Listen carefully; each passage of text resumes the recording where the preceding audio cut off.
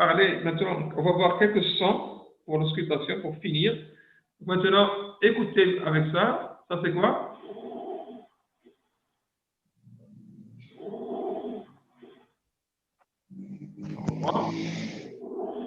C'est les murmures vésiculaires. Murmure vésiculaire. Normal? Normal. Oui. Oui. Vous vous rappelez du normal? C'était ça? Le normal, on l'a entendu tout à l'heure où? Oui, on les a entendus ici. Maintenant, regardez. Ça ressemble à quoi, ça?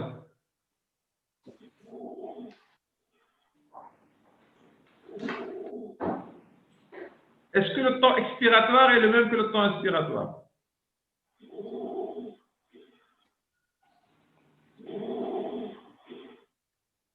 Non. C'est quelle zone ici qu'on explore? La région trachéo. Branché. Trachéobronchique. Ça ressemble à quelqu'un qui ronfle.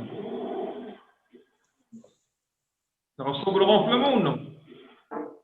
Regardez. Oui. Et donc, c'est des râles ronflants. On les ausculte dans cette région-là. D'accord? Voilà. Ça ressemble à quelqu'un qui ronfle. Ici,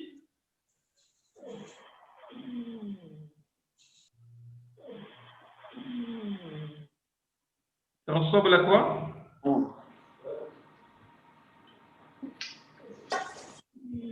Qu'est-ce qui est plus long? L'expiration ou l'inspiration? L'expiration. L'expiration. Pourquoi il est plus long? Parce que l'air a des difficultés à circuler. Oui. Et donc, cette partie-là, elle est plus basse que celle-ci. Donc, c'est quelle partie-là qu'on a dit tout à l'heure? Ici, on a dit que c'est les grosses voies aériennes. Ici, c'est Les alvéoles. les petites voies aériennes. Ici, c'est les grosses voies aériennes. Donc, les bronches, les gros bronches. Comment les ronflants? Quand est-ce que quel diagnostic les râles ronflants? Dilatation des branches. Dilatation des branches. Il y a dilatation de branches. Quoi encore? Bronchique. Une bronchite aiguë, oui. On peut avoir une bronchite aiguë, les râles ronflants. Ici,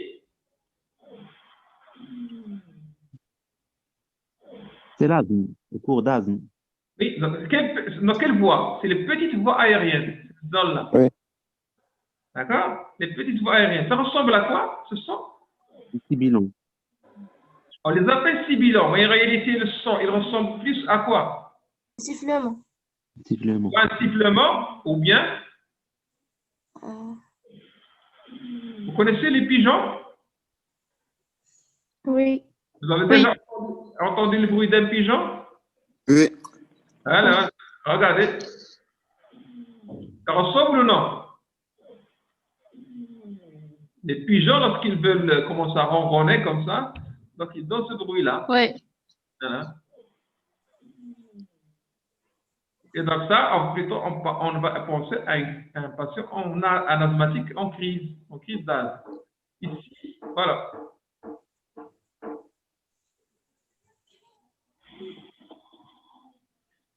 Ça ressemble à quoi? Vous vous rappelez tout à l'heure de la dame qui soufflait dans le liquide?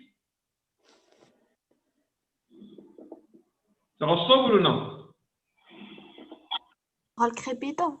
Ça ressemble à quelqu'un, un gargouillement. Voilà, un gargouillement. C'est plus bas qu'ici. La zone, c'est plus bas. Donc, on est en train de voir quelle zone? La zone? Passe du pont. Les alvéoles. Des alvéoles. Et donc, c'est des râles Sous-crépitant. sous-crépitants, on les appelle crépitants humides. Humides. بحال كتنفخوا في الماء. Qu'est-ce qui est plus long, l'inspiration ou l'expiration?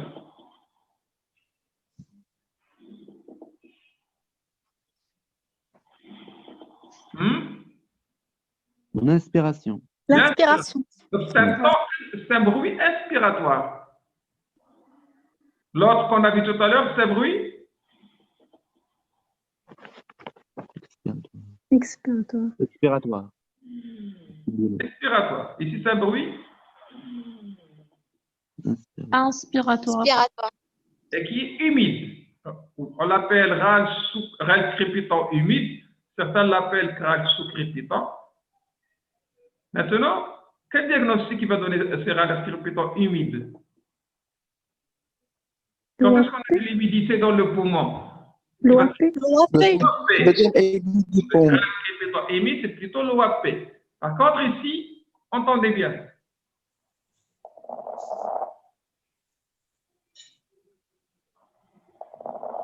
Est-ce que c'est humide? Non, Non. c'est sec. C'est sec. Non, non. Donc, c'est des râles crépitants secs. Quelle pathologie? Un diagnostic? Fibrose. La fibrose pulmonaire. Voilà. Donc, on reprend. Voilà. Le pigeon.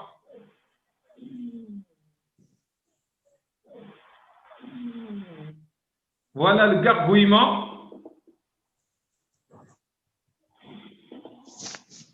Et voilà les crépitants secs. Vous voyez, si vous, bien sûr, ces bruits, vous risquez de ne pas les écouter dans votre vie si vous ne les cherchez pas. Donc, il faut les chercher. Il ne faut pas se jeter sur les imageries, sur les examens complémentaires. Il faut examiner le patient. Si vous n'examinez pas toutes les régions, par exemple, si vous omettez de chercher, d'écouter cette région-là, vous ne pouvez pas entendre les râles crépitants. Si vous omettez d'écouter cette région-là, vous n'allez pas entendre bien les sibilants. Et si vous omettez d'écouter cette région-là, vous n'allez pas entendre les ronflements. D'accord? Voilà.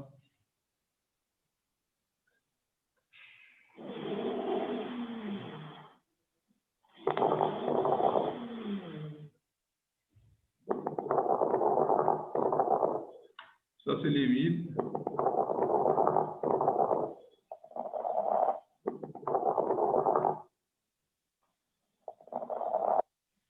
C'est juste pour vous dire que l'aspiration, c'est le temps inspiratoire qui est important pour les crépitants. Juste pour le montrer. Voilà, je vous ai schématisé ça. Le pigeon ici.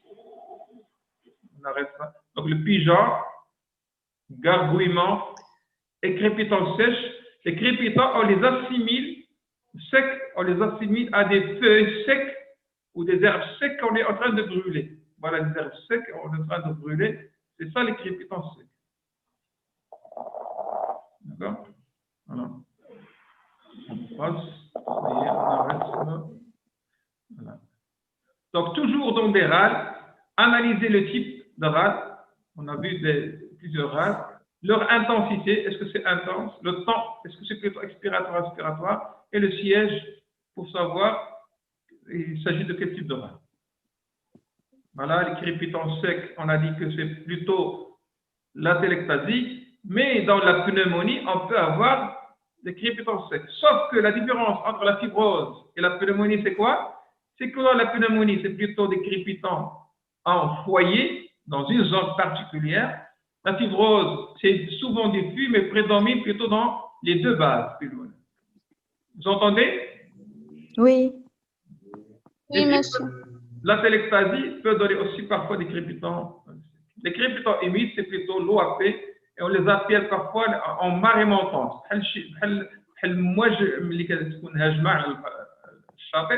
Donc en marée montante, parce qu'ils sont parfois entendus de manière audible, même parfois sans stéthoscope.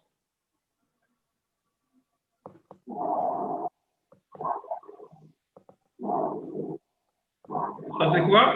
Ça ressemble à quoi ça? Ça ressemble au murmure, si vous vous rappelez, murmure vésiculaire, qui est entendu aussi bien en inspiration qu'en expiration. C'est quelle zone? C'est celle de bruit comment? Inspire. Les deux, inspiratoire et expiratoire. Regarde. Inspiration, expiration. de manière similaire. C'est un bruit normal ou anormal?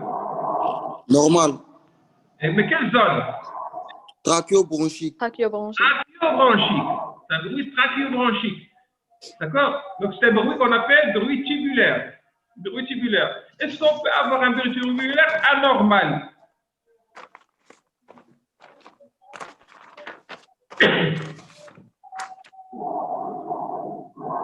Bruit tubulaire anormal. Vous connaissez un syndrome, une pathologie qui contient un bruit tubulaire? L'asthme. Une pathologie qui contient un bruit tubulaire. Sténose de la trachée. Tubulaire. C'est-à-dire qu'il va entraîner plutôt un wheezing, ce qu'on appelle un wheezing. C'est plutôt le wheezing, c'est le bruit d'obstruction de la trachée. Ou bien des gros. Un corps étranger?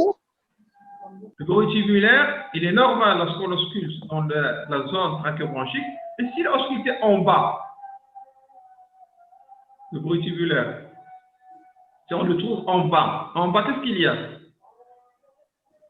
Il y a les alvéoles. Et quelle pathologie intéresse les alvéoles? Qui peut donner un bruit tubulaire. C'est la pneumonie. La pneumonie peut donner un souffle tubulaire. On l'appelle un souffle dans ce cas-là. Un souffle tubulaire. Donc le bruit tubulaire que vous avez entendu, il est normal. Si on le squeeze au niveau de la trachée trachéobronchique. Et si on l'entend au niveau des bases ou de l'apex éventuellement, c'est ce qu'on appelle un souffle tubulaire qui témoigne d'un syndrome qui existe dans quel syndrome? Quel syndrome? De condensation. Condensation, d'accord? Ça accompagne le syndrome de condensation.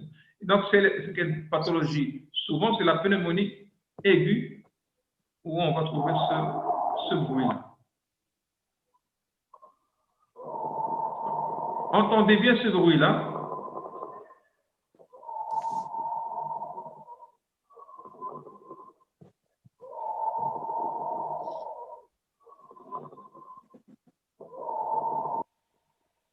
Vous avez deux types de bruit ici. On a deux bruits. Un bruit normal et un bruit anormal.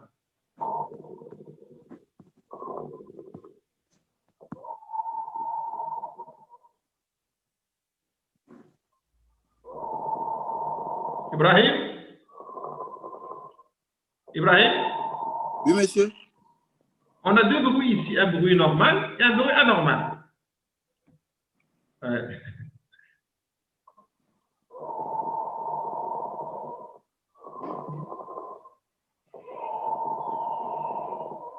Donc le type, il y a deux bruits.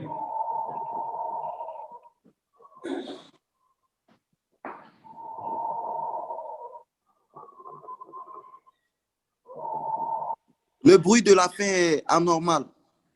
Le bruit de La fin. Le bruit qui la fin. termine. Oui. Voilà le bruit anormal. Hein. Voilà. Oui, ça. Crépitant humide. Ça ressemble à des crépitants. Mais quelle est la différence avec les crépitants qu'on a vu tout à l'heure? S'ils sont aux deux temps. Terminal. On a les... C'est pas uniquement aspiratoire. Regardez.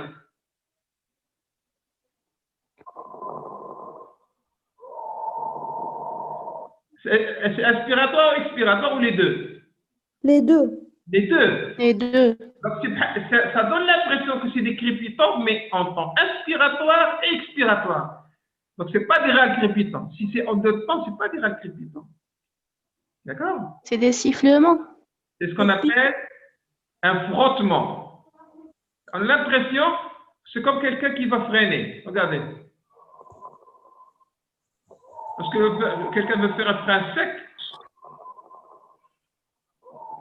qui va freiner.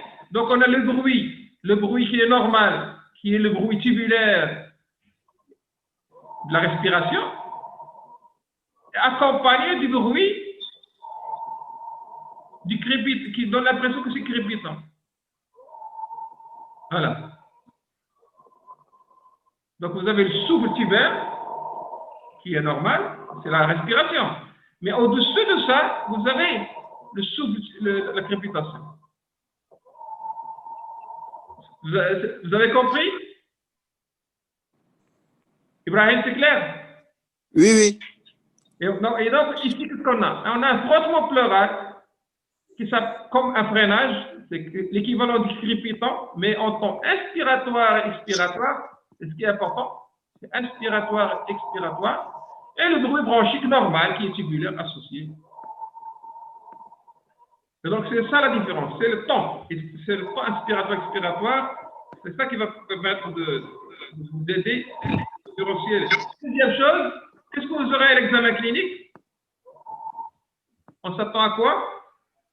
Pourquoi il y a un frottement pleural? C'est lorsque vous avez une pleurésie de faible abondance. Lorsque vous avez une pleurésie de faible abondance, les feuillets pleuraux vont frotter entre eux. Parce qu'il n'y a pas beaucoup de liquide. Un peu de liquide. Et donc, à l'inspiration et l'expiration, vous aurez comme ça. C'est comme un froissement du cuir. Mais ce n'est pas du liquide important. S'il y a du liquide important, vous aurez typiquement quoi? À quel syndrome? Dépenchement liquidien. liquidien. OAP. Qui a dit l'OAP? J'ai dit la plèvre, je parle de la plèvre. Donc j'ai dit, lorsque vous avez la plèvre qui est pleine de liquide, mais pas assez, vous aurez uniquement un frottement pleural. Et lorsque vous avez beaucoup de liquide, ce sera un syndrome de décrochement liquide. Mais l'OAP ne va pas donner ça. Il va donner des râles crépitants. Il ne va pas donner frottement pleural. Et puis, on va finir avec des sons qu'on entend sans avoir besoin de stéthoscope. Voilà.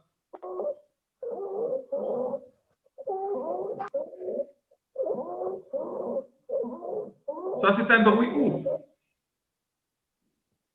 Quelle zone?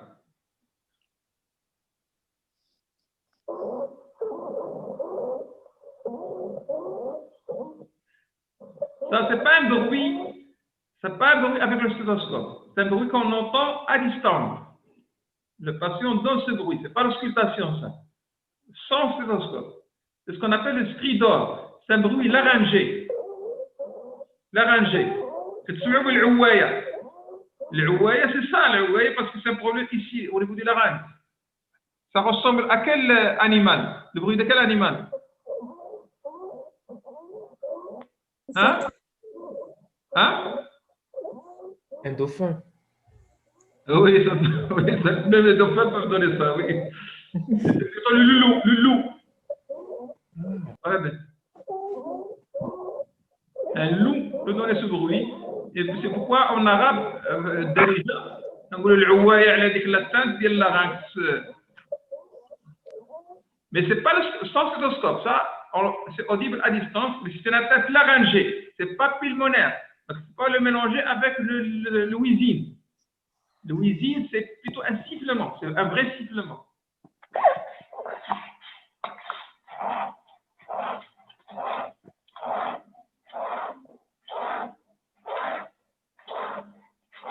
Ça, c'est quoi ça?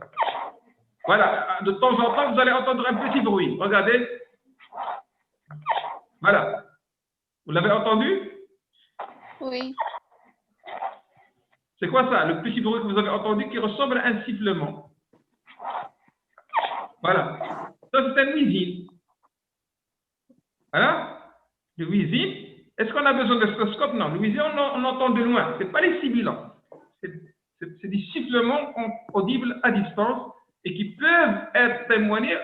On les trouve dans l'obstruction des grosses voies aériennes, un corps étranger, une sténose brachiale, peut donner ça, une sténose brachiale, un wheezing, ou rarement dans l'asthme, rarement on peut avoir, parfois dans des crises d'asthme sévères, parfois c'est rare, mais c'est souvent les gros troncs bronchiques. Un corps étranger peut donner, qui obstrue les petites voies aériennes, les grosses voies aériennes chez un enfant.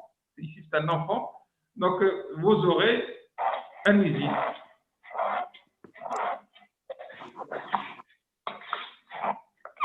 Voilà. De temps en temps, il le fait. Il ne peut pas le faire tout le temps. Donc, voilà, on a fini avec notre séance.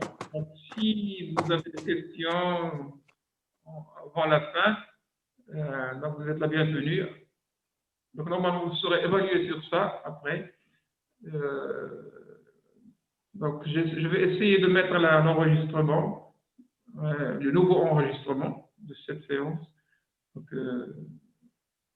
dans la mesure du possible. Donc, est-ce qu'il y a des questions? Si vous n'avez pas de questions, donc, je vous remercie pour votre... donc, s'il y a des questions à poser, vous pouvez toujours les poser dans la plateforme. Et شكرا لكم وبالتوفيق إن شاء الله. Merci, monsieur. Merci, monsieur. De rien. Merci, monsieur. Merci, monsieur. Merci. الله يوفقكم وليداتكم. Merci.